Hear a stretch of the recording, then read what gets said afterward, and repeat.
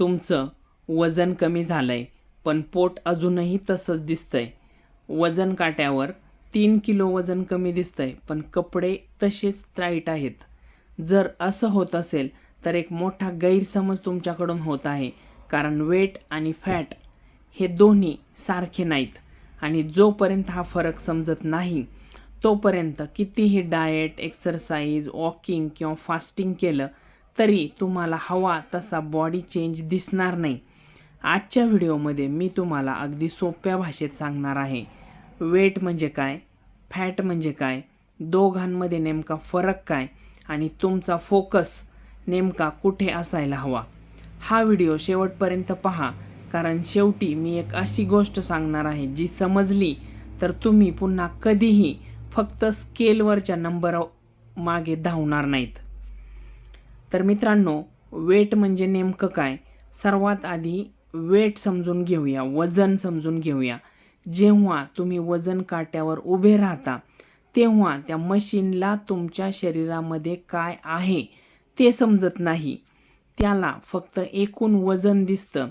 त्या वजनामध्ये काय काय असतं तर त्याच्यामध्ये असते शरीरामधील फॅट, मसल, पाणी, हाडे, शरीरातील अन्न, सूज किंवा वॉटर रिटेन्शन. म्हणजेच तुम्ही आज 70 किलो आहात तर त्या 70 किलोमध्ये सगळंच आहे. त्याच्यामध्ये 10 किलो फॅट असेल, 25 किलो मसल्स असतील, 3 ते 4 लिटर पाणी जास्त असेल, हे स्केल सांगू शकत नाही. म्हणूनच अनेक वेळा लोक म्हणतात, काल माझं वजन 72 होतं, आज 73 झालं. पण त्याचा अर्थ असा नाही की एका दिवसामध्ये 1 किलो फॅट वाढलं. 1 किलो फॅट वाढायला शरीराला जवळपास 7,000 ते 8,000 कॅलरीज एक्स्ट्रा लागतात. एका दिवसात तुम्ही 1 किलो फॅट वाढवू किंवा कमी करू शकत नाहीत.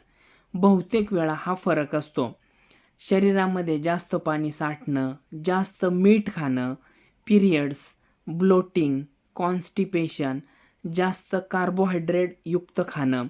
म्हणून स्केलवरचा नंबर हा नेहमी सत्य सांगेलच असं नाही. मग फॅट म्हणजे काय तर फॅट म्हणजे शरीरामध्ये साठलेली एक्स्ट्रा चरबी. ही चरबी 2 प्रकारची असू शकते. स्किन खाली असलेली फॅट, ज्यामुळे पोट, हात, मांडी, कंबर मोठी दिसते. व्हिजरल फॅट ही सर्वात धोकादायक असते. ही चरबी पोटाच्या आत, लिव्हर, इंटेस्टाईन, ऑर्गन्स भोवती जमा होते. बाहेरून काही लोक बारीक दिसतात पण त्यांचं पोट पुढे आलेलं असतं, ब्लोटिंग असतं, ॲसिडिटी असते, थकवा असतो, कारण त्यांच्याकडे व्हिजरल फॅट जास्त असते. ही फॅट वाढली की शरीरामध्ये खालील त्रास वाढू शकतात किंवा चालू होऊ शकतात, ज्याच्यामध्ये येतं belly fat, fatty liver, sugar किंवा डायबिटीस, BP, हार्मोनल इम्बॅलन्स, थकवा, गट इश्यूज, झोप नीट न लागणं. म्हणून वेटपेक्षा फॅट किती आहे हे जास्त महत्त्वाचं आहे. त्यानंतर बऱ्याचदा आपल्याला प्रश्न पडतो, वजन कमी झालं तरी पोट का कमी होत नाही? हा सर्वात मोठा प्रश्न आहे. मी डाएट केलं, 4 किलो वजन कमी झालं पण पोट मात्र तसंच आहे. असं का होतं? कारण तुम्ही वेट कमी केलं, फॅट नाही. जेव्हा आपण खूप कमी खातो, क्रॅश डाएट करतो, जेवण स्किप करतो, फक्त चहा बिस्किटावर राहतो, तेव्हा सुरुवातीला वजन कमी होतं. पण त्या वजनात जास्तीत जास्त काय होतं तर पाणी, मसल्स, शरीरातलं अन्न आणि फॅट तशीच राहते. म्हणून तुम्हाला वाटतं मी कमी खातोय पण पोट कमी होत नाही, कारण शरीराला वाटतं की अन्न कमी मिळतंय म्हणून ते फॅट जपून ठेवतं आणि मसल्स कमी होतात. यामुळे मेटाबॉलिझम अजून स्लो होतो. मग तुम्ही आधीपेक्षा कमी खाऊनही वजन कमी करू शकत नाही. हेच कारण आहे की अनेक लोक म्हणतात मी काही खात नाही तरी वजन का वाढतंय. याच्यामध्ये समजून घेण्याचा मुद्दा म्हणजे फॅट लॉस आणि वेट लॉस याच्यामध्ये फरक काय आहे तर वेट लॉस म्हणजे स्केलवर नंबर कमी होणं आणि फॅट लॉस म्हणजे शरीरामधील एक्स्ट्रा फॅट कमी होणं. दोघांमध्ये खूप मोठा फरक आहे. उदाहरण बघा, 2 लोक आहेत. पहिल्या व्यक्तीचं 3 किलो वजन कमी झालं, पण त्यात मसल्स कमी झाले, पाणी कमी झालं आणि तो व्यक्ती वीक दिसतोय. दुसऱ्या व्यक्तीचं फक्त 1 किलो वजन कमी झालं, पण त्याचं पोट कमी झालं, कंबर कमी झाली, चेहरा स्लिम दिसतोय, कपडे लूज झालेत. कोणाचा रिझल्ट चांगला? नक्कीच दुसऱ्या व्यक्तीचा, कारण त्याने फॅट लॉस केलं आहे.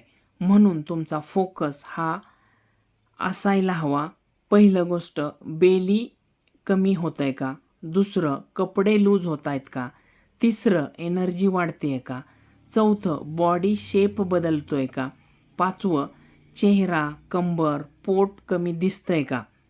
स्केलवरचा नंबर हा फक्त एक छोटा पार्ट आहे. मग याच्यामध्ये सगळ्यात मोठा प्रश्न येतो, फॅट लॉससाठी काय करायचं? जर तुम्हाला खरंच फॅट कमी करायची असेल तर फक्त कमी खाऊन उपयोग नाही. तुमच्या शरीराला योग्य सिग्नल द्यावे लागतात.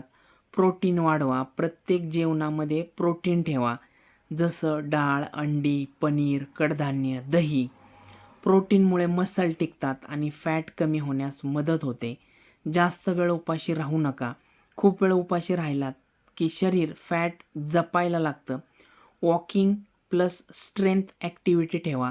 फक्त वॉकिंग पुरेसं नाही, थोडे रेजिस्टन्स ॲक्टिव्हिटी केल्याने बॉडी फॅट जास्त कमी होते. झोप आणि स्ट्रेस कमी करा. स्ट्रेस वाढला की कॉर्टिसॉल नावाचे हार्मोन वाढते आणि कॉर्टिसॉलमुळे बेली फॅट वाढते. गट हेल्थ व्यवस्थित ठेवा.